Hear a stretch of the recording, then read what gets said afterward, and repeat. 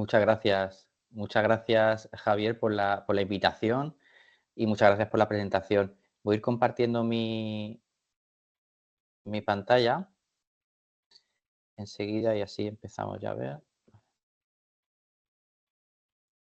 Vale, de acuerdo. Yo creo que lo estoy viendo todo, ¿verdad, Javier? ¿Me lo confirmas? Sí, perfecto. Perfecto. Bueno, como decía, muchísimas gracias. Para mí es un placer estar aquí compartiendo un poco, pues, al final mi experiencia en este tipo en estos temas, ¿no? En estos temas de datos abiertos de investigación o procedentes de la actividad investigadora, vamos a decir, ¿no? Y de esos conceptos del paso de esos datos abiertos a datos FAIR, que cumplen esos principios FAIR, que de hecho los principios FAIR nacen precisamente de la investigación, de esos datos procedentes de la investigación. Bueno, creo que son conceptos muy relacionados, yo creo que hay que conocer estos conceptos. Pues el título juega con ese juego de palabras, ¿no? Del camino justo para la ciencia abierta, porque fair en inglés es justo, ¿no? Y ahora hablaremos un poco también porque sí que voy a comentar pues alguna opinión basada en la experiencia, algunas recomendaciones, y sí que me gustaría, que yo creo que esto es enriquecedor, que hubiera luego ya, bueno, he hablado con Javier, ¿no? De hacerlo al final de la sesión, las sesiones de una hora, al final dejaré un tiempo, porque creo que podemos abrir un debate muy interesante. Yo creo que el camino hacia la ciencia abierta verdaderamente es un camino fundamental, pero que está evidentemente lleno de debate y de diversas maneras de hacer las cosas para llegar a un fin eh, acertado y adecuado. Y, bueno, se está haciendo camino, pero bueno, hay aspectos, por supuesto, mejorables. Uh, Como asumía la audiencia que era una audiencia heterogénea, entonces vamos a empezar poco a poco viendo conceptos y, bueno, cualquier duda, de todas maneras, me vais preguntando. Fijaos, lo primero que vamos a ver, pues, ¿qué significa esto de datos abiertos, no? Pues datos abiertos hay muchísimas definiciones, muchísimas. Yo traigo aquí a esta presentación la de la Open Knowledge Foundation en su Open Data Handbook, que dice que son datos libremente accesibles y reutilizables con una única condición, que es la de atribución. Es decir, al final, la de referirnos, la de hacer referencia a la autoría de esos datos abiertos, ¿no? Verdaderamente, uh, aquí entra en juego una flexibilidad en esto de las condiciones, porque verdaderamente podríamos estar hablando de más condiciones. Es decir, al final los datos abiertos tienen unas características legales, entre los cuales está esa licencia, que la licencia es la que otorga esas condiciones para la reutilización, y ahí puede ser que haya más condiciones, no solo la atribución, ¿no? También tenemos que tener en cuenta temas de protección de datos personales, etcétera, etcétera. Hay unas características legales. Y luego los datos abiertos también tienen otra dimensión, que serían las características tecnológicas, ¿no? ¿Qué formato tienen que tener? ¿Cómo va a ser su acceso? La calidad de los propios datos, granularidad de los datos, etcétera, etcétera, ¿no? Para mí, un poco, datos abiertos son datos en los cuales nos preocupamos por cumplir ciertas características de estos dos tipos, ¿no? Eso al final va a dar pie a que hay unos condicionantes para esa apertura de datos, ¿no? Y cuando estamos hablando, por ejemplo, y ya me puedo ir metiendo en materia, de datos de temáticas, ¿no? Como datos de salud, de investigación en salud, o datos de movilidad, por ejemplo, ¿no? De alguna experimentación que requiera movilidad de personas físicas, pues al final tenemos podemos tener alguna inquietud en cuanto a la privacidad de los datos, ¿no? También en cuanto a que podamos compartir, sí, yo los datos los quiero reutilizables, pero me gustaría reutilizar para ciertos compañeros y compañeras que están trabajando en un tema similar o en temas alineados con los temas de investigación que estoy llevando, uh, antes de hacerlos totalmente abiertos, ¿no? Que tengan un periodo ahí, ¿no? Bien, pues todo esto hace que tengamos que tener en cuenta unas características que van más allá del propio dato abierto, como está en esta definición, ¿no? Dato libremente accesible y reutilizable, ¿no? Y eso, bueno, en principio, antes de pasar a esas características, que serían los principios FAIR, sería interesante, ¿no? Primero plantearnos cuáles son los beneficios de los datos abiertos para la investigación, ¿no? Para el I+D. ¿Tiene algún beneficio? Esto es, o sea, lo hacemos porque es una moda, ¿no? Lo hacemos porque tiene un beneficio. Y además un beneficio probado totalmente, como veremos luego, ¿no? El primer beneficio es la reproducibilidad de la experimentación. Es decir, al final la ciencia avanza porque la ciencia, o uno de los pilares básicos, es porque es reproducible, ¿no? Porque yo hago, bueno, lanzo una hipótesis, hago una serie de experimentación, ¿no? Y hay otro grupo de investigación que puede reproducir el experimento en las mismas condiciones, en condiciones diversas, etcétera, etcétera, ¿no? Pues al final los datos nos pueden permitir maximizar esa reproducibilidad, por ejemplo, de la experimentación, ¿no? Por supuesto, también el tener esos datos abiertos, reutilizables por terceras personas, también sirve para colaborar. Fijaos que aquí hay una cosa súper interesante y es que verdaderamente, y es el concepto de la palabra reutilización. Eh, Cuando yo uso algo, lo que sea, en verdad, pues si yo uso no sé, por ejemplo, una silla, pues lo uso para sentarme, ese es el uso de la silla, ¿no? Sentarme. Yo puedo reutilizar una silla, por ejemplo, pues para, no sé, colocar libros como si fuera una estantería, ¿no? Bueno, en plan diseño, ¿no? Bueno, esto sería una reutilización. Es decir, reutilización es usar algo, ¿vale? Que puede ser un objeto, pero pueden ser también datos, para fines diferentes de los que fueron creados, ¿no? Entonces, esto conlleva también que compartiendo esos datos podamos colaborar, por ejemplo, entre grupos de investigación, incluso expandiendo, haciendo investigaciones nuevas, ¿no? Y por supuesto, luego está bueno, el beneficio, digamos, paradigmático a nivel sociedad, y sobre todo cuando se investiga con fondos públicos, ¿no? Que es el retorno de la inversión al final. Es decir, nosotros estamos investigando, cuando se hace una investigación con fondos públicos, pagada con dinero de todos y todas, pues al final es lógico que esos datos estén accesibles o sean abiertos a todos y todas también, ¿no? Pero fijaos que aunque esto no existiera, digamos, o esta característica la dejábamos de lado, los otros dos beneficios tienen la suficiente potencia como para que nos planteemos si en investigación tenemos que tener datos abiertos, ¿no? Como planteaba antes, sí que es verdad que puede haber diversas casuísticas, diversos escenarios en los cuales, ostras, sí, me gustaría que los datos pudieran abrirse, pero no ahora, sino más adelante, o solo para este grupo de investigación en un principio, porque, en fin, necesito primero terminar de testear ciertos resultados y luego los abro. Es decir, bien, lo que hablábamos antes, ¿para esto qué surge? Surge el pasar de esa apertura por defecto o de esa apertura como único condicionante con que sea la atribución a los principios FAIR. Es decir, y aquí el eslogan, vamos a decir, que se está manejando últimamente es tener los datos tan abiertos como sea posible y tan cerrados como sea necesario.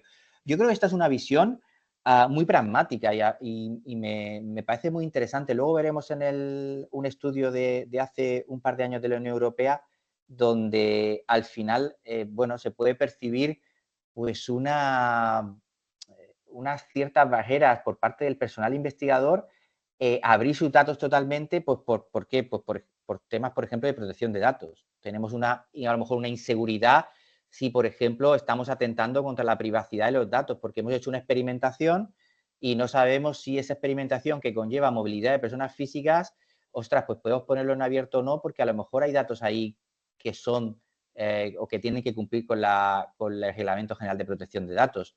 Bueno, pues como investigadores a lo mejor tenemos esa incertidumbre. ¿Lo más fácil qué es? Pues como todo en la vida, decir que no. Lo más fácil es decir que no. Cuando hay incertidumbre, lo más fácil es decir no voy a abrir los datos, ¿no? También por temas de propiedad intelectual, por seguridad, etcétera, ¿no? Entonces, el abierto por defecto a veces es complejo por esto, ¿no? Por las incertidumbres que podemos tener como personal investigador. Entonces, yo creo que sí que es interesante al final, convertir ese concepto de datos abiertos, desmenuzarlo un poco y hacer que esos datos cumplan ciertos principios, aunque luego no sean por ejemplo, esa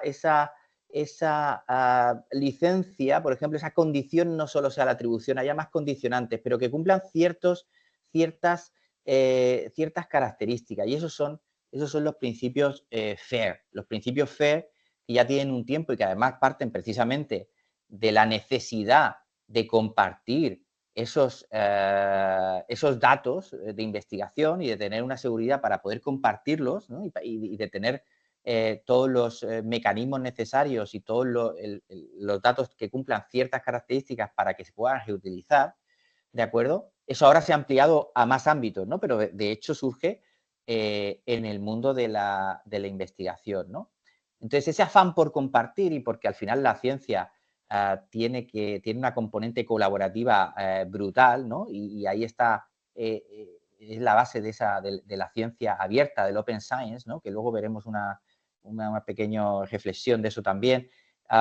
Fijaos que aquí me he metido de lleno ya a la parte de datos abiertos, beneficio de datos abiertos, datos FAIR, y no estamos hablando de ciencia abierta, que evidentemente esto es uno de los pilares de la ciencia abierta, pero hay más, hay muchos más, ¿no?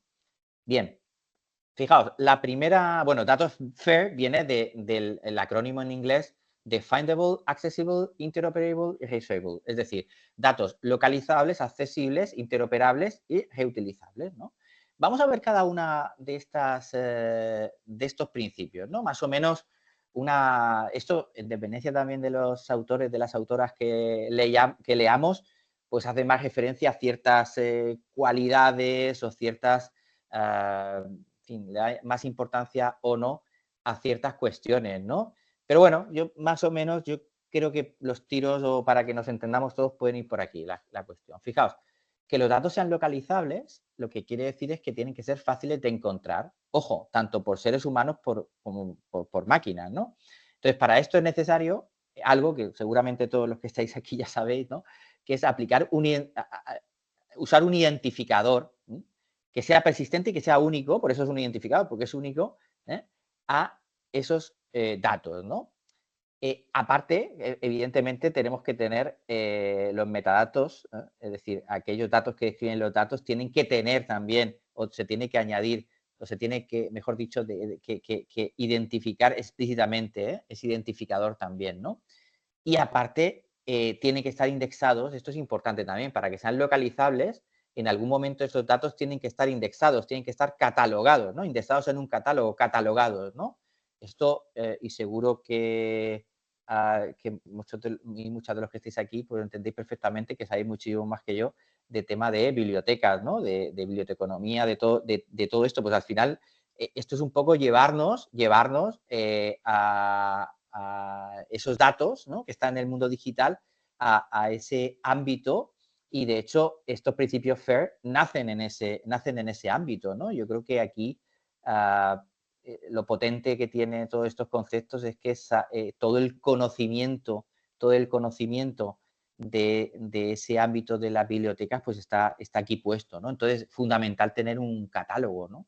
Para permitir esas búsquedas, ¿no? Entonces, con esto hacemos que los datos sean localizables.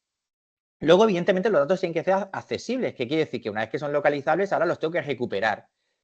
Y para eso hace falta un protocolo estándar. Pongo un protocolo de comunicación estándar porque al final los datos son eminentemente digitales y entonces tenemos que usar un medio digital para acceder a ellos. En este caso yo he puesto como ejemplo el protocolo HTTP. Bueno, como decía antes, como a la audiencia entiendo que es heterogénea, esto del protocolo no tenéis que asustaros, porque un protocolo al final lo usamos nosotros en nuestro día a día. Pues, por ejemplo, cuando llamamos por teléfono, usamos un protocolo para comunicarnos con el interlocutor que está en el otro lado, ¿no? Nosotros llamamos por teléfono, nos da tono y ¿qué hacemos? ¿Nos ponemos a hablar cuando nos da tono? No, nos esperamos a que la otra persona que está al otro lado de la línea nos hable y nos diga, hola, dígame, ¿quién es? Entonces, cuando alguien dice eso, nosotros ya sabemos, vale, ahora puedo hablar. Hola, soy fulanito. Entonces, y nos callamos para que la otra persona hable. Hola, fulanito. Y así. Eso es un protocolo de comunicación que establecemos en el día a día cuando hablamos por teléfono, por ejemplo, ¿no? Bien, pues las máquinas, en este caso, también necesitan un protocolo para comunicarse y para que nosotros mismos podamos acceder a esos recursos, en este caso datos, que tienen un DOI que hemos dicho antes, que son localizables. Pues ahora podemos acceder por medio de un protocolo como puede ser este HTTP, que es el protocolo que usa la web. Que además tiene una cosa muy interesante, que también por eso estos DOIs que hablábamos, ¿no? Fijaos, están en pantalla las URLs, que son las direcciones web que nosotros podemos en un navegador para visitar un sitio web, son únicas, ¿no? Tienen una ventaja, son únicas, por lo tanto, pueden formar parte de ese DOI. Bien, accesibilidad sería el siguiente principio, ¿no?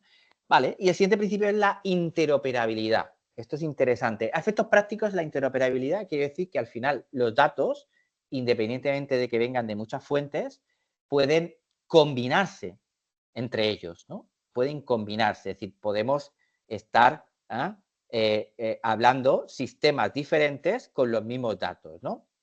En principio, hay dos tipos de interoperabilidad. La técnica, es decir, qué formatos, qué estándares uso para que dos sistemas se comuniquen y se puedan pasar esos datos, compartir esos datos.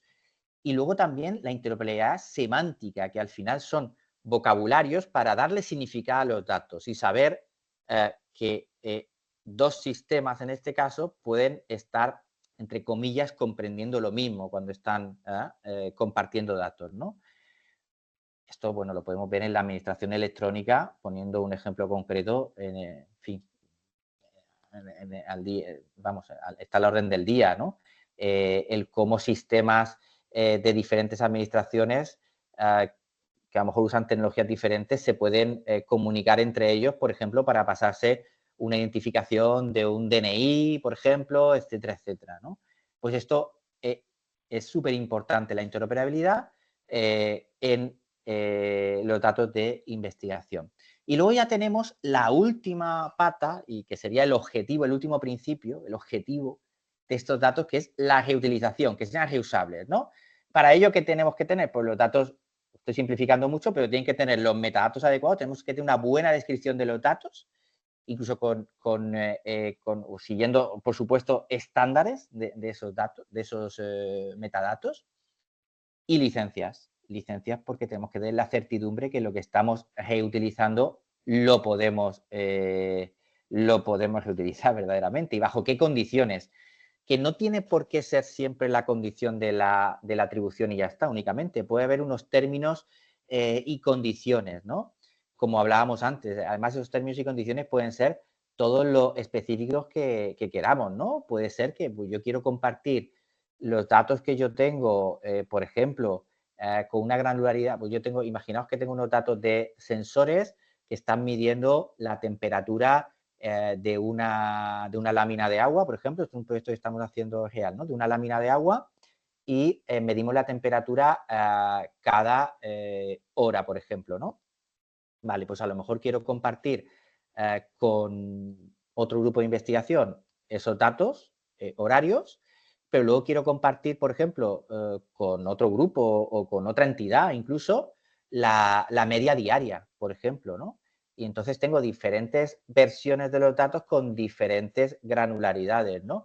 Y además a lo mejor lo que quiero decir es que para el primer caso solo lo quiero compartir en los datos de los últimos 3 años, no los que se calculen o se recuperen a partir de ahora, ¿no? En fin, puedo poner todas las condiciones que quiera. Yo pongo aquí, en verdad, el ejemplo de la licencia Creative Commons, porque es un poco la que más se conoce, ¿no? Lo que pasa es que la licencia Creative Commons tiene una serie de condiciones concretas, ¿no? La atribución, el uso no comercial, compartir igual con la misma licencia, no obra derivada, ¿no? Y la combinación de esas condiciones da lugar a diferentes tipos de licencia. pero creo quizá que se quede corto para ciertas cuestiones en datos de investigación, en otros ámbitos también, pero en datos de investigación, porque si queremos tener el control total de los datos, quizá tenemos que usar otro tipo de licencias también, ¿no? Como por ejemplo que incluye la temporalidad de los datos, la granularidad de los datos en la licencia también, incluso, por ejemplo, que no se usen los datos para, no sé, investigaciones, por ejemplo, ¿no? Yo quiero unos datos y quiero que no se usen para investigaciones que tengan que ver con, no sé, el ámbito militar, por ejemplo, ¿no? Oye, pues lo puedo poner. Con Creative Commons no puedo, pero sí que puedo añadir una licencia que me permita determinar eso, ¿no? Además, estas licencias vale, es muy interesante pensarlas de antemano bien y no tienen por qué ser homogéneas, sino que cada conjunto de datos puede tener una licencia diferente, ¿eh? Totalmente. Bien, fijaos, claro, esto encaja muy bien, el ir más allá de esos datos abiertos y pensar en esos principios FAIR, encaja muy bien también con la estrategia europea del dato. La estrategia europea del dato que nace hace unos años, cuando desde la Unión Europea bueno, pues no hace falta que diga, ¿no? La importancia que tienen los datos en la sociedad actual y que todo está generando datos, ¿no? Pues desde Europa lo que se potencia es bueno, intentar, o el objetivo, mejor dicho, es que Europa sea una sociedad basada en los datos, ¿no? Para eso se crea una estrategia europea del dato que viene acompañada con el Data Act, una ley de datos para saber cómo se crean esos datos, quién puede obtener valor, los dispositivos y otra ley que es la ley de gobernanza de datos. Y al final pone encima de la mesa una serie de escenarios para ir más allá de ese concepto de datos abiertos y escenarios de compartición de datos, ¿no? Y para ello, además, pone encima de la mesa unos proyectos de espacios de datos, que se llama espacios comunes de datos a nivel sectorial, ¿Qué son estos espacios de datos? Estos espacios de datos van a recoger esos principios FAIR, vamos a decir, para compartir datos de manera federada. Aquí no voy a pasar un poco por encima, pero al final lo que significa el espacio de datos es una infraestructura donde diversidad de actores puede compartir datos entre ellos, manteniendo siempre el control de sus propios datos, es decir, se mantiene la soberanía del dato, pero a su vez se posibilita que los datos que se comparten cumplen los principios FAIR, es decir, son reutilizables, es decir, son localizables, accesibles, interoperables y reutilizables, ¿no? Y que esto va a permitir crear un valor. Esto es muy interesante porque, fijaos, no es que sean abiertos los datos para todo el mundo, entre comillas, en un espacio de datos, sino que el proveedor del dato establece quién o quiénes y bajo qué condiciones pueden usar los datos, además de manera federada, ¿no? Lo que agiliza un poco toda esa cuestión de la compartición de datos. Bueno, voy a pasar un poco por encima de esto. Esto, bueno, al final hay asociaciones como, por ejemplo, Gaia X, que tenéis en pantalla, que están apostando muy fuerte por crear estas infraestructuras de espacio de datos para que podamos hacer uso a nivel sectorial, ¿no? También hay otra asociación que es International Data Spaces, ¿no? Donde vemos aquí que hay un proveedor de datos, un consumidor de datos y que hay una serie de conectores entre ellos y un proceso de intercambio de datos. Y fijaos, dentro de los espacios de datos hay 9 espacios de datos. En un principio había 9, ahora han ido surgiendo más, pero hay 9 espacios de datos sectoriales que van desde la salud hasta la agricultura, pasando por el tema de la energía, la movilidad, etcétera, etcétera. Luego, al final de todo, vamos a ver que hay un proyecto muy potente de espacio de datos de investigación, que es el European Open Science Cloud, el EOS. Luego lo vamos a ver. Es muy interesante porque yo creo que tenemos que estar al día con esta iniciativa, que es la que está lanzando la Unión Europea para poder posibilitar ese espacio de datos, esa compartición de datos entre investigadores y también entre investigadores con otros actores, que ahora vamos a ver, ¿no? Asegurando los principios FAIR, ¿no? No solo eso, sino que EOS va más allá a posibilitar infraestructuras, etcétera, etcétera. Al final, EOS es un proyecto que va a posibilitar llegar a alcanzar ese objetivo de ciencia abierta a nivel de Europa, de que hagamos ciencia abierta por defecto a nivel europeo, ¿no? Pero evidentemente hay un pilar básico que es el pilar de los datos y de los datos que cumplan esos principios FAIR, ¿no? Bueno, tenéis un ejemplo aquí de espacio de datos de movilidad, como tantos otros. Estos espacios de datos son proyectos muy incipientes, ¿eh? También lo tengo que decir, que poco a poco van poniéndose en marcha, pero hay un núcleo de estos espacios de datos que precisamente son los catálogos de datos, ¿no? Un catálogo de datos donde al final diversos productores de datos publican datos para poder compartir con otros consumidores de datos, ¿no? Bajo ciertas condiciones, lo que os decía, ¿no? Para mantener el control de los datos, mantener la soberanía de los datos, pero posibilitando esa compartición para crear un valor y solventar ciertos problemas, ¿no? Bueno, y de esa estrategia europea del dato emana directamente unos escenarios que he llamado escenarios FAIR, poniendo de hecho los diversos actores que están implicados, ¿no? Si tenemos en cuenta que está implicado por una parte las empresas, ¿no? El business, por otra parte los gobiernos, las administraciones públicas, government, y el ciudadano, citizen, pues tenemos diversos escenarios, ¿no? Escenarios además que llevan mucho tiempo ya trabajándose, ¿no? Por ejemplo, pues en un escenario de government to citizen, pues podemos estar hablando de portales de transparencia, es decir, cómo los gobiernos generan datos para rendir cuentas hacia la ciudadanía, ¿no? En un formato y con unas características que la ciudadanía pueda entender. Pues no le voy a pasar a la ciudadanía un archivo CSV con 100.000 filas, pues le pasaré unas gráficas donde se resuma esa información y la ciudadanía puede tener un conocimiento, ¿no? De a nivel gobierno cómo se está actuando y si se han cumplido ciertos objetivos o no, ¿no? Es un tema de rendición de cuentas, ¿no? Tenemos otro escenario muy interesante que es el government to business, que es que el gobierno que genera datos y que a través de portales de datos abiertos lo pone a disposición, en este caso, de las empresas para que creen productos y servicios de valor añadido usando esos datos, ¿no? Reutilizando esos datos. Acordaos, reutilizando es usando esos datos para fines diferentes de los que originariamente fueron pensados, ¿no?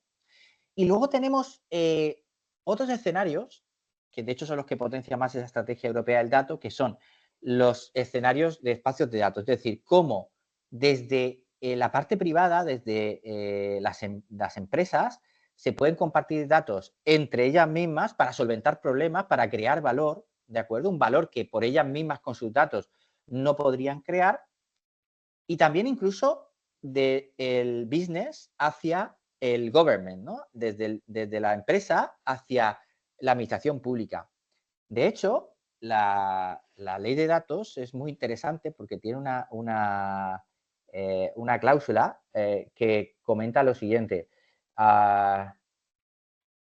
Fijaos, lo que dice es que estoy hablando un poco de memoria, ¿no? Pero algo así como que en situaciones de emergencia el gobierno podrá de alguna manera como obligar a que ciertas empresas le cedan sus datos, ¿no? Para salir de esa situación, para usando ese análisis de esos datos combinado con otros datos, poder salir de esa situación de emergencia, ¿no? Esto se dice así, es una especie de entiendo yo, ¿no? de embargo de datos en situaciones especiales, ¿no? Esto es bastante interesante, ¿no? Normalmente ahora se está haciendo con acuerdos, ¿eh? De hecho se hace con acuerdos, pero se podría llegar incluso a este caso, ¿no? Fijaos hasta qué punto Europa le da importancia a los datos que se generan, ¿no? A día de hoy. Bien, pues fijaos, y vengo ahora, además por una compañera del proyecto que ha comentado antes Javier de Maredata, ahora lo citaré también. Fue un proyecto hace unos años de una red de investigación de datos en abierto, en I+D. Y bueno, Eva formaba parte de ese equipo, ¿no? Eva es una experta, Eva Méndez es experta en tema de ciencia abierta, ¿no? Y ella define una figura muy interesante de ciencia abierta, donde es una forma como de champiñón, donde tenemos un paraguas que es la ciencia abierta, que tiene que ver también con la ciencia ciudadana, muy interesante, y que hay una serie de conceptos bajo ese paraguas, ¿no? Como el Open Access, ¿no? El Open Access, como tenemos un artículo de investigación, y ese artículo está se puede compartir en abierto a todas las partes, ¿no? Ese resultado de investigación. Pero luego hay más cosas, ¿no? Por ejemplo, estamos hablando hoy de datos, ¿no? Que también está ahí, el Open Data o datos abiertos o datos que cumplan los principios FAIR. Pero luego, por ejemplo, también tenemos, dentro de toda esa ciencia abierta, también tenemos el software. Software, por ejemplo, que usamos en investigación, ¿no? Y que eso también, pues, está relacionado con el tema del código abierto, de cómo eso tendría que ser abierto también, ¿no? O incluso los workflows científicos, es decir, cómo hacemos experimentación a través de una serie de workflows, ¿no? Y que eso tendría que estar en abierto también. Hay diversos proyectos en ese sentido, ¿eh? ¿Veis? Hay muchos conceptos que están bajo ese paraguas de la ciencia abierta. Hoy nos vamos a dedicar a esto de los datos abiertos, pero fijaos que hay más, ¿eh? A mí me parece que tener esos objetos de investigación que incluyan el artículo, el workflow científico, los datos, por supuesto, el software que se ha usado, etcétera, etcétera, me parece muy potente, me parece muy potente. Bien, con esos escenarios de la estrategia europea del dato, yo lo que he hecho aquí es meter un actor más que es el investigador. O sea, ¿qué pasa cuando a nivel europeo hablamos de gobierno, de empresas, de ciudadanos? Verdaderamente, cuando estamos hablando de datos científicos, de datos en ciencia, nos queda un productor de datos fundamental, que es el personal de investigación, el researcher, ¿no? Lo he metido ahí. Y con esto, bueno, pues os comento ciertos escenarios novedosos, ¿no? Evidentemente, ahora iremos comentando cada uno de ellos, pero evidentemente, digamos que el más obvio quizá es el escenario researcher to research, es decir, cómo un investigador o una investigadora, con los datos que ha producido de una investigación, los hace que cumplan los principios FAIR o los pone en abierto para compartirlos con otros investigadores e investigadoras o con todo el mundo si quisiera, ¿no? Es decir, ¿cómo hace eso, no? Pues ese escenario muy interesante. Como te decía, todo esto, pues yo aprendí mucho con mis compañeros y compañeras de Maredata hace ya, pues, no sé, casi 8 años por ahí. Fue un proyecto muy, muy, muy enriquecedor y creo que además es muy multidisciplinar. Aquí en este proyecto había personal investigador de muchos ámbitos, ¿no? Yo creo que enriquece muchísimo, ¿no? Porque como comentaba antes, por ejemplo, desde el ámbito de las bibliotecas, esto se ha avanzado muchísimo y son los prescriptores número uno de este tipo de cosas, ¿no? Yo desde el ámbito de la tecnología, ¿no? Al final lo que damos son un apoyo hacia este tipo de iniciativas, ¿no? Un apoyo más tecnológico, pues hablamos antes de interoperabilidad semántica, interoperabilidad técnica, protocolos, etcétera, etcétera, ¿no? Pero yo creo que al final, como todo en investigación, lo que debe primar son los equipos multidisciplinares. Y cuando estamos hablando de datos abiertos o datos que cumplan el principio FAIR en investigación, también. Yo creo que esto debe ser así, sí o sí, no queda otra, ¿no? Muy bien. Bien, pues fijaos, en esos escenarios FAIR, pues lo principal es que tenemos unos repositorios que permiten que estos datos de investigación sean, pues cumplan los principios FAIR, que sean accesibles, reutilizables, que estén localizables, hablábamos, ¿no? ¿Verdad? En la Universidad de Alicante tenemos el RUA, que es donde un investigador o investigadora puede subir esos datos de investigación. Y luego hay un agregador también muy interesante de FECIT, que es Recolecta. Es un agregador de los repositorios institucionales de las universidades españolas. Muy interesante porque ahí es donde están los datos, ¿no? Verdaderamente. O sea, ya empiezan a existir infraestructuras para poder hacer que nuestros datos cumplan los principios FAIR, publicarlos en la medida de lo posible en abierto, pero por lo menos con un carácter que permita ser reutilizable. Tan abiertos como sea posible, tan cerrados como sea necesario, como hablábamos antes. Esto puede dar luego también pie a debate con total seguridad. Luego hay otros repositorios, más allá de los institucionales, que además tienen mucho interés, como por ejemplo Zenodo, que es un proyecto a nivel europeo, en el cual, por ejemplo, la Universidad de Alicante tiene una colección donde nosotros nosotras como personal investigador de la Universidad de Alicante, pues podemos subir aquí nuestros datos, ¿no?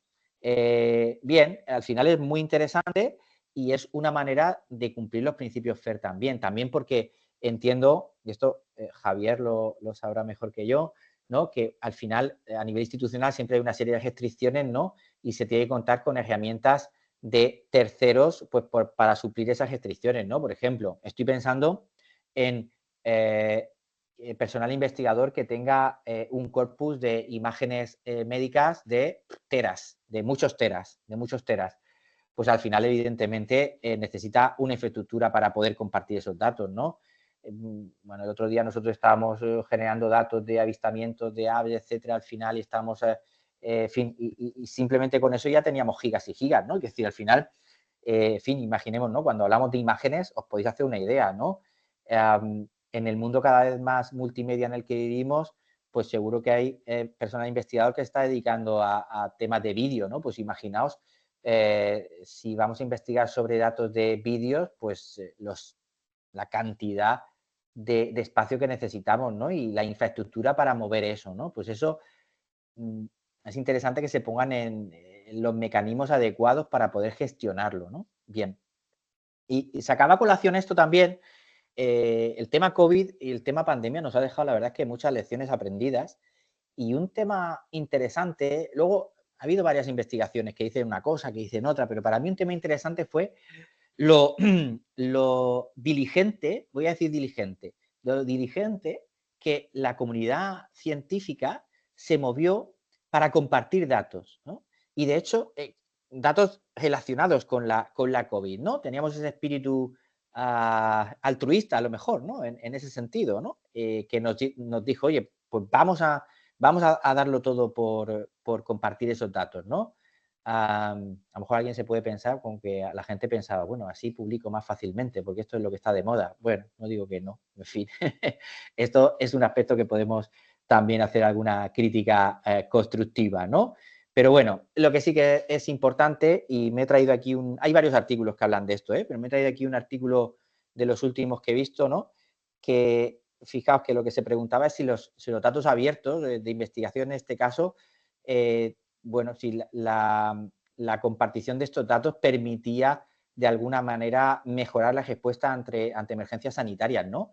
Y dentro de, bueno, leyendo un poco el artículo me he encontrado que sí que había, o sea, a ver, bueno, analizaron no solo la pandemia de COVID, también de ébola, de SARS, en fin. Y lo que encontraron, y me centro en el segundo aparte, ¿no? Que la reutilización de datos abiertos relacionados con estas pandemias ayudó en el desarrollo más rápido de vacunas y de medicamentos. Fijaos, ¿no? Esto ya, pues, yo creo que simplemente por esto ya debemos apostar sí o sí por abrir nuestros datos, ¿no? Porque, en fin, como investigadores, yo creo que es fantástico el poder conseguir esto, ¿no? A nivel global, ¿no? Una puntualización, ¿vale? Que no lo he dicho al principio, fijaros que lo tenía apuntado desde el principio y no lo he dicho, se me ha pasado y yo creo que es súper importante, ¿no? Cuando estamos hablando de datos abiertos de investigación, ¿vale? No estamos hablando de datos solo de carácter biológico, médico, químico. No, no, no, no, no, no, no, no. Datos abiertos de investigación son datos de ciencias como estas que he dicho, ¿no? Biología, etcétera, etcétera, ciencias sanitarias, pero también ciencias sociales, humanidades, ¿de acuerdo? Es importantísimo ese tipo de datos. Es decir, son ámbitos científicos también, son ámbitos de investigación también, ¿de acuerdo? Entonces, no pensemos que, oye, no, es que esto, bueno, pues yo no lo tengo que considerar porque yo estoy trabajando en humanidades. No, no, ni muchísimo menos. Hay que también poner esto encima de la mesa, ¿no? Porque los beneficios son exactamente los mismos que hemos dicho antes, ¿no? Esto es importante, ¿eh? Es importante. Y yo creo que todos, la comunidad científica en general, que tenemos que trabajar en esos equipos multidisciplinares siempre, también tenemos que apoyarnos en ese sentido, ¿no? Es decir, todos esos ámbitos científicos producen datos, consumen datos y todos tenemos que pensar que tenemos una importante labor en cumplir esos principios FAIR, ¿de acuerdo? Bien, nosotros hicimos una pequeña investigación fijaos, esto es del 2021, acerca de con la Universidad Central de Ecuador y la Universidad de Southampton y con el King's College de Londres. Visión sistemática, en este caso un mapeo sistemático sobre lo que se estaba investigando en datos abiertos y encontramos que verdaderamente pues, había poco impacto en áreas científicas, ¿no? Y de hecho, al año siguiente salió un estudio, este estudio es súper interesante, de la Unión Europea, de la Comisión Europea, para poder determinar cuál era el estado en la comunidad científica de la producción y consumo de datos abiertos, ¿no? Y cuáles eran las prácticas en cuanto a la publicación de datos y la implementación de datos FAIR. Más de 15.000 respuestas, encuesta también a repositorios de datos y de investigación con más de 300 respuestas a nivel europeo. Y yo creo que esto es muy interesante. Fijaos, yo si queréis luego, Javier, os paso la presentación para que la puedas colgar o la puedas, junto con el vídeo, lo que tú consideres. Fijaos, la cuestión es que en cuanto a depósito de datos de investigación, pues que no se suele publicar, los investigadores y las investigadoras europeos no suelen publicar en repositorios de datos de investigación. Un 40% lo ha hecho, pero de manera ocasional. Fijaos. Y más o menos el 60% del personal investigador lo que usa es el almacenamiento personal. Poco más o menos que tengo pues, un Dropbox o un Gcloud y ahí meto mis datos o incluso en mi propio disco duro, es decir, o mi propio servidor de mi departamento. Y ahí están los datos entregados, ¿no? Es decir, fijaos que, oye, que estamos en 2022, ¿no? Pues todavía no se ha llegado, ¿no? Pero claro, todo pasa por algo y fijaos, es que verdaderamente estas encuestas nos dicen que dos tercios de las personas encuestadas no conocen los principios FAIR. Solo un tercio están familiarizados con esos principios FAIR, ¿no? Lo que me parece también, en fin, que al final, bueno, hay alguna desconexión, ¿no? En este tipo de cosas, ¿no? Sobre todo por esto, ¿no? Por ejemplo, la práctica de datos abiertos, pues sí, se suele desarrollar un plan de gestión de datos. ¿Por qué se suele desarrollar un plan de gestión de datos? Pues porque en un momento dado, en las convocatorias públicas europeas y también a nivel nacional, te pedían un plan de gestión de datos, ¿vale? Pues yo creo un plan de gestión de datos y lo pongo ahí, ¿vale? A lo mejor antes costaba un poco, ahora se lo pides a esta GPT y te lo da y ya está, qué bien. ¿Y eso qué es? Eso no es nada, eso es papel mojado. Porque fijaos, a efectos prácticos, ni siquiera sabemos lo que son los principios FAIR. Si el dos tercios de las personas investigadoras no saben qué son los principios FAIR. Y de esos 2 tercios son los mismos que estamos pidiendo proyectos donde metemos un plan de gestión de datos. Pues hay una incoherencia, ¿no? Algo falla, ¿no? Y hay prácticas FAIR que son menos comunes, como asignar un identificador único a los datos, ¿no? Que hablábamos antes, una licencia. En fin, queda mucho por hacer. 2022, no hace tanto, ¿eh? ¿Qué barreras se encuentran? Pues entre todas destaco esta, ¿no? El esfuerzo para la aplicación de principios FAIR, porque es verdad que hay que, lo que hablábamos, ¿no? Esas características tecnológicas, legales, hay que tener en cuenta. La incertidumbre en cuanto a la protección de datos y las restricciones legales, pues claro, no me voy a meter en un lío. Yo investigo, pero yo no voy a compartir nada, porque si me meto en un lío y si los datos que yo tengo, resulta que tienen algo son privados, etcétera. Ahora se están poniendo en marcha pues los comités de ética, todo este tipo de cosas que todas las universidades tienen que dar un poco de luz sobre este tema. Pero aún así, pues, en fin, todavía yo creo que queda mucho por hacer, ¿no? Falta de reconocimiento. También esto es pues, una barrera grande, ¿no? La falta de reconocimiento y de incentivos, ¿no? Y el coste que tiene llegar a publicar estos datos como FAIR, ¿no? La falta de reconocimiento creo que es algo totalmente, vamos, ahora después lo hablamos, pero vamos, es algo que no está en nuestra mano y no lo terminamos de hacer, ¿no? Fijaos, y bueno, otra investigación interesante de mis compañeras y compañeros de la Universidad Politécnica de Valencia, porque nosotros he ido en el camino, hicimos una pequeña investigación en el 21, en el 22 os he contado el landscape europeo y este es justo del año pasado, ¿no? Bueno, porque nosotros podemos ir pensando, bueno, la cosa va mejorando y además como se habla mucho de, ahora lo veremos en legislación, se habla mucho de ciencia abierta y de principios FAIR y de, y de datos abiertos de investigación, pues esto tiene que ir avanzando, vamos, de manera exponencial. Bueno, pues parece que no, ¿no? En este caso, muy brevemente, compañeros de la Politécnica de Valencia se centran en analizar cómo se cumplen los principios FAIR, en este caso en conjunto de datos de agricultura, y vemos que ninguno alcanza una puntuación de más del 50%, ¿no? Bueno, pues algo pasa todavía. Oye, todavía queda mucho por hacer, ¿no?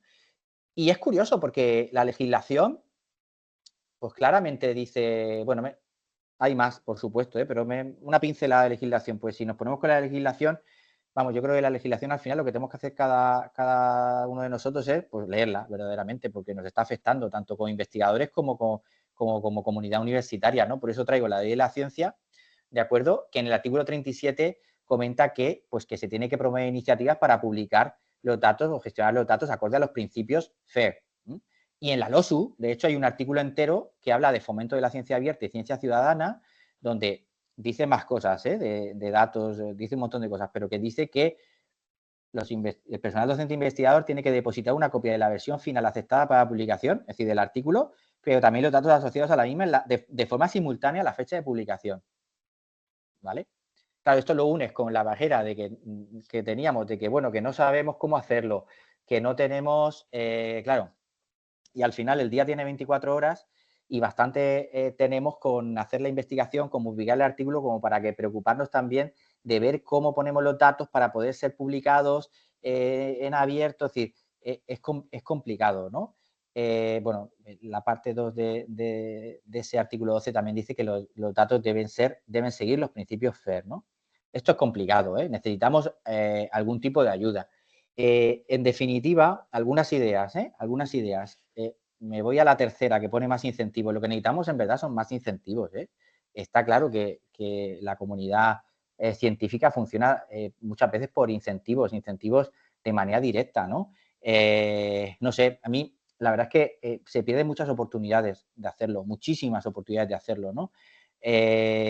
No sé, hay normativas de reciente aprobación, por ejemplo, que no dicen nada, por ejemplo, de ciencia abierta, ni de principios FAIR, ni de nada, no sé, se me está ocurriendo, y son oportunidades perdidas, y yo hago una crítica totalmente constructiva, ¿no? Pero, por ejemplo, la última que vi, ¿no? El tema de normativa para la publicación de tesis doctorales por compendio de publicaciones.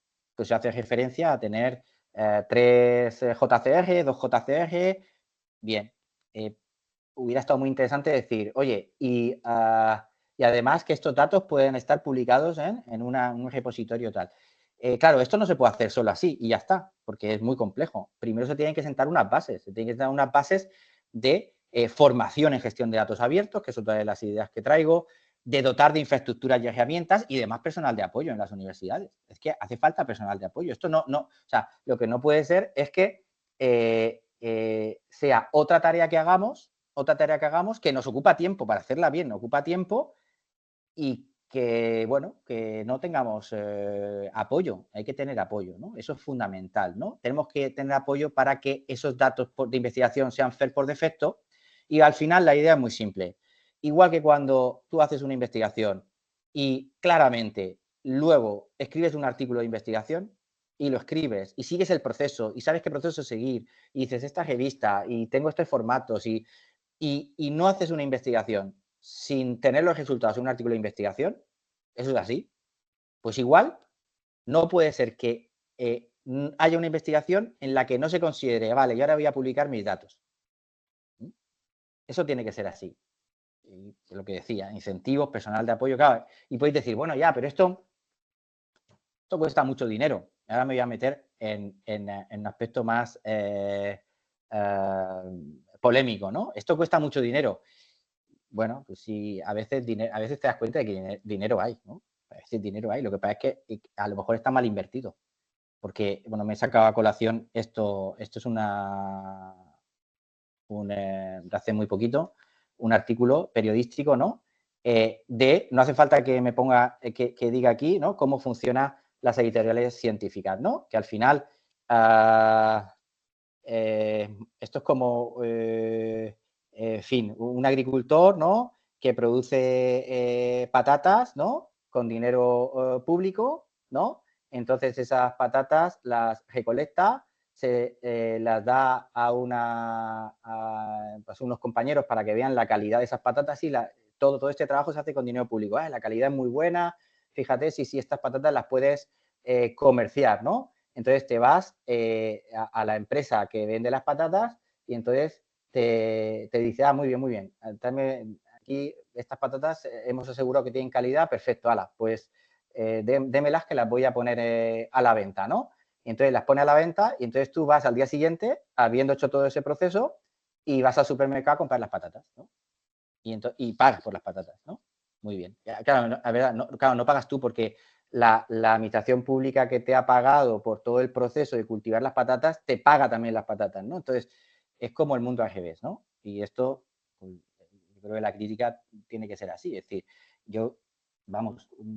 cuando hay un dinero encima de la mesa, ¿no? De 170 millones en 4 años que las universidades españolas dan a las editoriales, pues nos tenemos que plantear cosas. Sí que es dinero, ¿no? Y yo calculo que más o menos $500.000 al año por universidad. Pues ese $500.000 a lo mejor lo tenemos que invertir en otra cosa, ¿no? Por ejemplo, en potenciar que haya un acceso abierto de otra manera, ¿de acuerdo? Y un acceso abierto también incluyendo los datos de investigación como verdadera materia prima, ¿eh?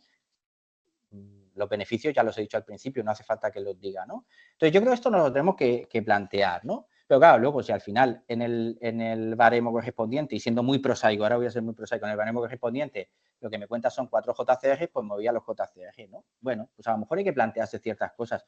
Yo no digo que esto no cueste, ¿eh? Esto cuesta un montón. Pero si no damos el primer paso, nunca lo vamos a dar, ¿no? Bien, esto también a mí me gustaría debatir un poco sobre esto, ¿eh? Sí que sería súper interesante ahora al final de ya termino enseguida, así podemos debatir un poco.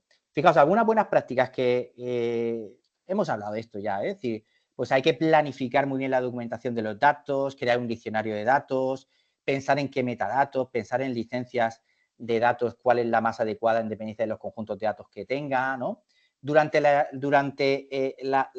apertura de esos datos científicos, pues también usar esos formatos como CSV, XML, JSON. Podríamos estar pensando en tener datos abiertos enlazados, podemos estar pensando en tener GDFs, claro, sí. Pero si ya hemos visto que ni siquiera todavía la comunidad científica conoce esos principios FAIR a nivel general, vamos a ir paso a paso, ¿no? Y sobre todo garantizar esa accesibilidad y utilización a largo plazo. ¿Qué quiere decir?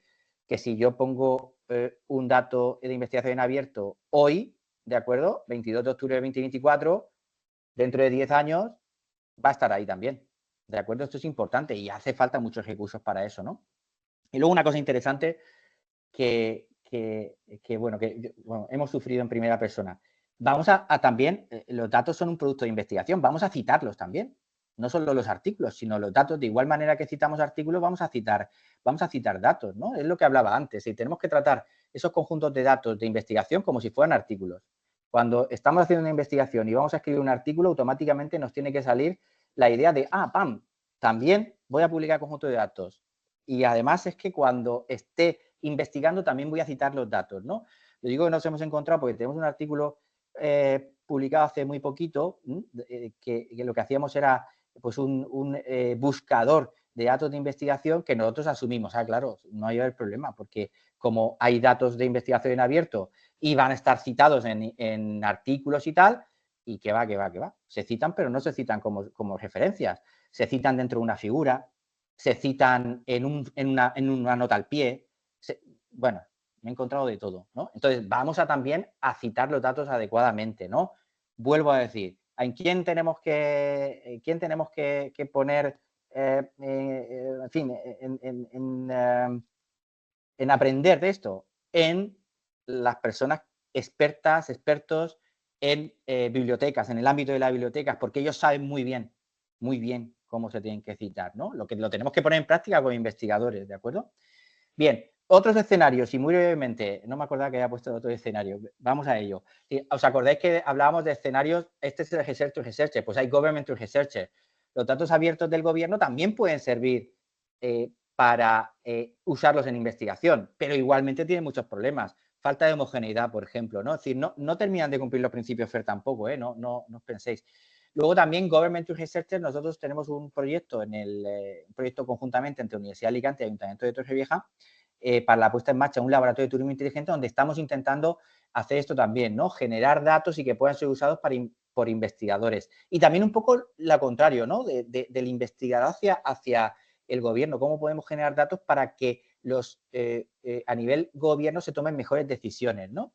Luego, muy importante, la ciencia ciudadana, que sería el escenario Citizen to Researcher. Ese escenario de ciencia ciudadana lo que hace es que la propia ciudadanía ayude a recopilar datos para contribuir al avance científico. Y hay proyectos increíbles que me encantan. Este proyecto Liki me encanta porque es muy interesante. Este proyecto supone que tú usas una aplicación, tú vas caminando, pues podéis ir caminando por ahí cerca de la universidad y cuando en el momento que veas un árbol florecer, pues tú lo indicas, estoy aquí y he visto este árbol, haces una foto, pum, y ha florecido, ¿no? Entonces, por ejemplo, cuentan un ejemplo sobre los almendros, ¿no? Es decir, como resulta que usando estos datos de ciencia ciudadana se ha ido detectando que los almendros florecen cada vez antes, ¿no? Pero, claro, gracias a que hay un montón de personas que van paseando, ¿no?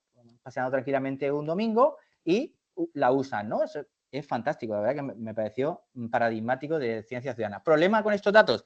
Que aunque existen estándares de ciencia ciudadana como el PPSG Core, no terminan tampoco, es decir, no se pone énfasis en los datos, se pone énfasis en el proceso de obtener esos datos por parte de la ciudadanía, en darle incentivos a la ciudadanía, que lo entiendo perfectamente, pero ahora es momento de también pararse a pensar en que hace falta que esos datos se cumplan los principios FAIR. Aquí mis compañeros de grupo de investigación han hecho un trabajo muy interesante de precisamente hacer FAIR esos datos de proyectos de ciencia ciudadana. Luego, el Business to Research es interesante también, porque, por ejemplo, nombro Kaggle, que Kaggle al final es una plataforma que permite a determinadas entidades compartir datos para que haya investigadoras e investigadores, en vez de ciudadanía genérica, ¿no? Que los reutilice y que pueda hacer algún tipo de análisis con ellos, ¿no?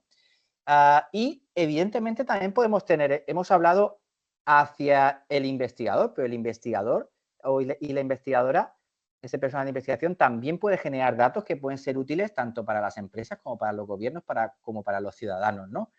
En este sentido, tenemos un proyecto Chantwin, que es al final estamos creando un gemelo digital junto con un espacio de datos para poder recolectar datos y calcular indicadores de espacios naturales inteligentes, espacios naturales protegidos que haciendo uso de la tecnología se gestionan de mejor manera en aras de potenciar la sostenibilidad y aumentar la biodiversidad. Pues aquí lo que estamos viendo, nosotros como personal investigador, estamos generando unos datos que usa la ciudadanía, por ejemplo, para decidir cuándo visitar el parque natural, los propios investigadores, por supuesto, también, y también los gestores, ¿no? Pues, por ejemplo, para poder hacer una gestión más sostenible del parque. Pues vamos a crear unos itinerarios en el parque que vayan por aquí en lugar de por aquí, porque si los creamos por aquí resulta que aquí nidifica tal especie, etcétera, etcétera. En fin, ya se va acercando ya el tiempo límite para la charla, pero bueno, esto es muy interesante, ¿eh? Abierto a vuestra disposición cualquier duda que tengáis. Este proyecto lo hacemos junto con la Universidad Politécnica de Valencia, el propio Parque Natural de la Mata de Torrevieja, Proyecto Mastral, Faunatura, el Ayuntamiento de Torrevieja y Agamed. Y lo último que voy a comentar, fijaos, para todo esto necesitamos apoyo a muchos niveles, como habréis visto, apoyo a nivel de cumplir esos principios FAIR, pero también apoyo a nivel formativo, también apoyo a nivel infraestructuras, ¿de acuerdo? Y para esto, para solucionar todos estos problemas que hemos ido viendo, surge la European Open Science Cloud, que lo que crea al final es un espacio de datos transversal para investigación e innovación. Digo que es transversal porque al final la investigación puede ser sanitaria, pero puede ser de agricultura, puede ser de movilidad, de energía, etcétera, etcétera. Entonces es transversal. Y es muy interesante porque el objetivo es acelerar la ciencia abierta. Vemos que, bueno, que todavía, en fin, aunque hablemos mucho de ciencia abierta y de, en este caso, datos abiertos de investigación o datos que cumplen los principios FAIR, todavía queda mucho por hacer, ¿no? Entonces, la EOS lo que crea está creando una infraestructura basada en servicios para poder publicar y consumir esos datos de investigación que cumplan los principios FAIR y permitir que pues, el personal investigador europeo, los 2 millones de personal investigador europeo, podamos aportar nuestros datos, nuestras publicaciones, nuestro software, y hagamos realidad en un futuro muy próximo el objetivo de la ciencia abierta. Bueno, os he puesto aquí que no voy a entrar en detalle porque ya vamos con un poco de retraso, ya llevo 1 hora hablando y era de 1 hora la charla. Lo dejamos aquí. Muchísimas gracias. Espero que os haya servido y lo que pasa es que sí que me encantaría, si tenéis tiempo, disponibilidad, tener algún tipo de debate de todo lo que hemos hablado, porque lo que he comentado, entiendo que algunas cosas pueden ser pues polémicas, otras cosas a lo mejor tenéis dudas.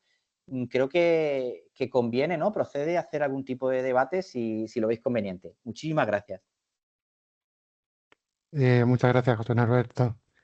Vale, ¿alguien quiere preguntar algo a través del chat o activando su micrófono?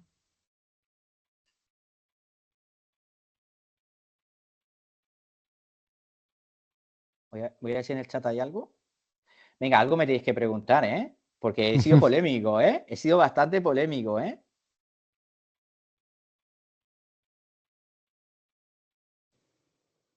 Hay una pregunta por ahí. Hola, ¿qué tal? Buenas. Bueno, yo me dedico a eso que vosotros llamáis humanidades. Entonces,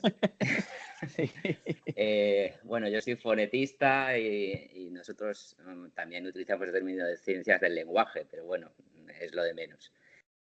Bueno, yo es que estoy pensando hacer un corpus de... Bueno, por una parte ya tengo un corpus de conversaciones coloquiales entre hablantes de diferentes tipos y estoy pensando hacer un corpus de humano-máquina para analizar cuestiones fonéticas y prosódicas y actos de habla que se producen en esas interacciones.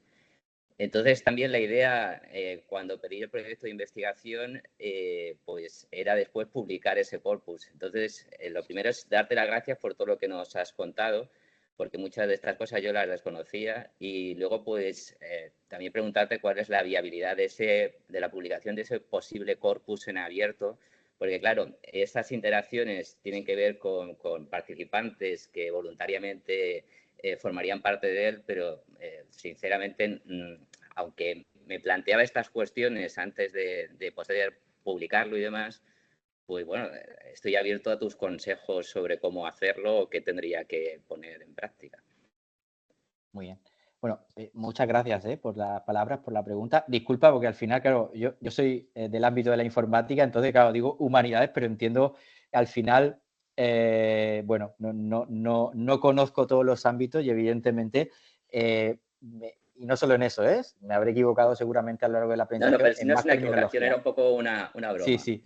Pero bueno, lo que venía al final a decir es que, como tú estás comentando ahora mismo, que no pensemos solo que la ciencia es solo ciencia sanitaria, entre comillas, o ciencia de biología. Lo que tú estás haciendo, pues es ciencia también. Lo digo porque a nivel, ya no lo digo por nosotros y nosotros aquí, lo digo porque a nivel sociedad es lo que se piensa. Y yo creo que somos nosotros los que tenemos que cambiar la mentalidad de la sociedad, ¿no? Vale, dicho esto, yo creo, bueno, esto seguramente Javier te lo pueda contestar mejor que yo, ¿no? Por el tema del repositorio de la Universidad de Alicante, ¿no? Pero sí que es verdad que el primer paso, yo te hablo de mi experiencia, ¿no? Para mí el primer paso cuando se van a compartir este tipo de datos, entiendo que es, pues en la Universidad de Alicante, en todas las universidades, pero en la Universidad de Alicante hay un comité de ética, ¿no? Donde hay que, de alguna manera, informar de que se va a hacer este tipo de investigación para que no haya ningún problema en ese sentido y habría que consultar también las necesidades que tú tienes que cubrir para que tú eso luego lo puedas compartir, ya sea en abierto, si es posible, asegurando la privacidad si tienes alguna, bueno, pues entiendo que son sujetos al final que bueno, que habrá algún tipo de perfil de la persona y esto no se puede publicar, ¿no?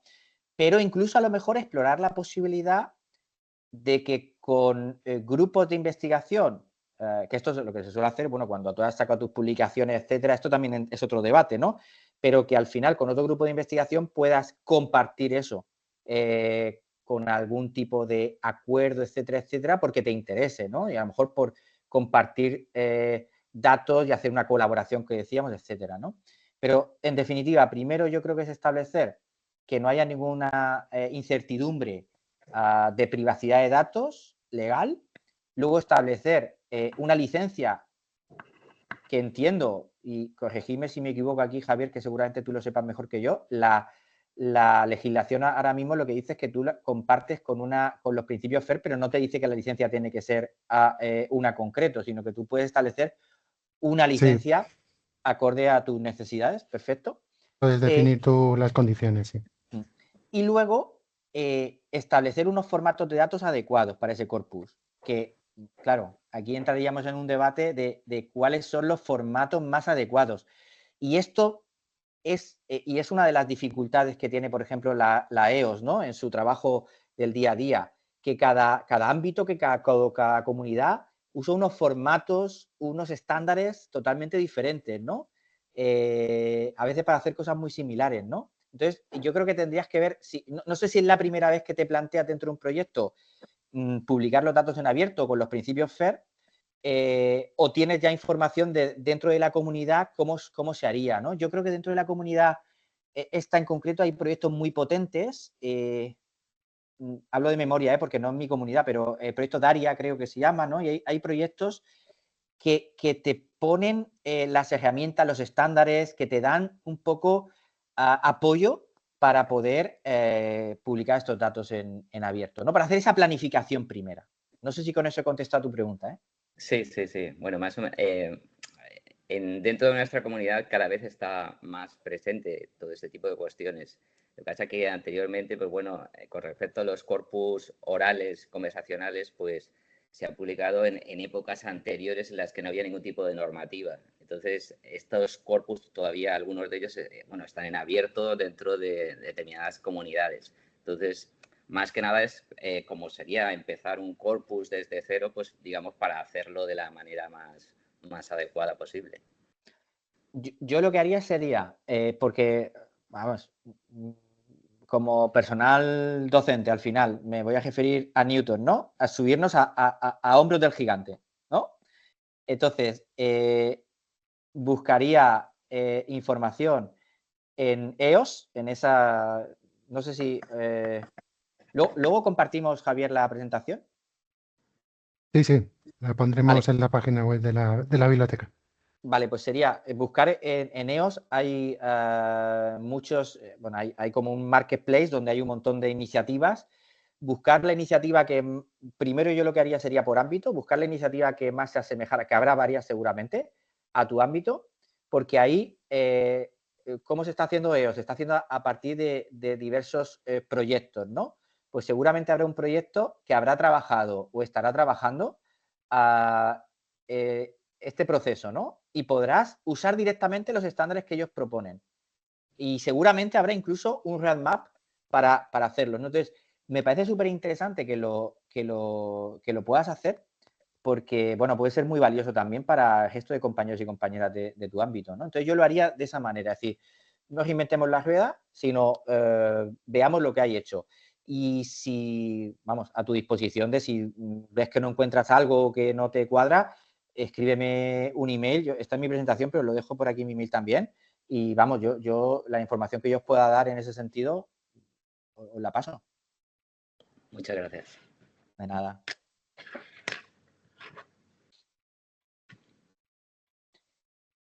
¿Alguna pregunta más? ¿Algún detalle? No ha sido suficientemente polémico, ¿no? Con el tema de los incentivos y de las historias, ¿no? Voy a ser un poco más polémico.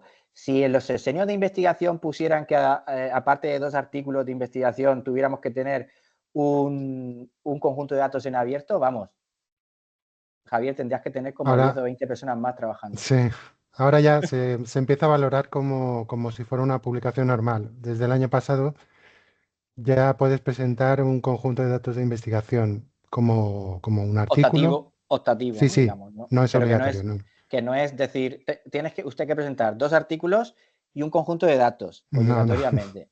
Claro. No, Quizá porque también, a ver. piensa también que hay disciplinas que no que sería difícil. Por ejemplo, derecho, es difícil que puedan generar datos de investigación, pero bueno, Pero cada comisión tiene sus criterios.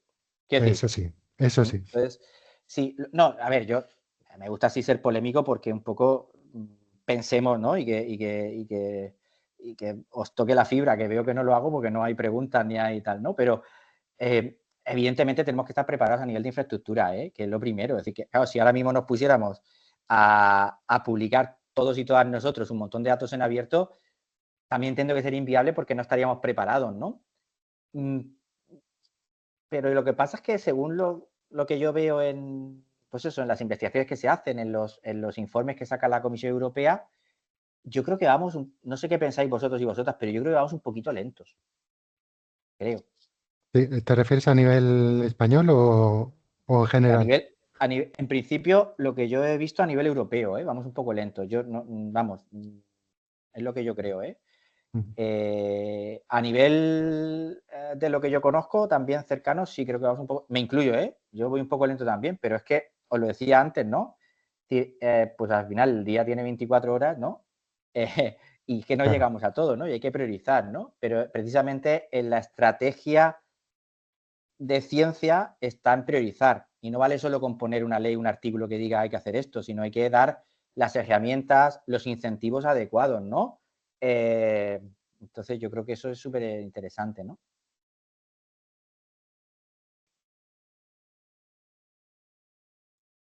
Bien, ¿tenéis alguna otra pregunta? Pues nada, lo dejamos aquí. Muy bien. Muchas gracias, José Norberto, de verdad, por haber aceptado esta invitación y por esta presentación tan buena. Y nada, dejo de grabar y compartiremos tanto el vídeo como la presentación a través del repositorio y de los canales de la universidad. ¿De acuerdo? Muchas Perfecto. gracias a todas y a todos. Muchísimas gracias, Javier, por la Ah, invitación y muchas gracias a todas las personas asistentes y espero que os haya gustado. Y nada, un último mensaje. Pensemos, seamos conscientes. El primer paso para llegar a ese objetivo de la ciencia abierta es ser conscientes, ¿no? Y yo creo que desde esa conciencia podemos ir avanzando. perfecto, muchas Muchas gracias, José gracias. Norberto. Hasta luego. Adiós.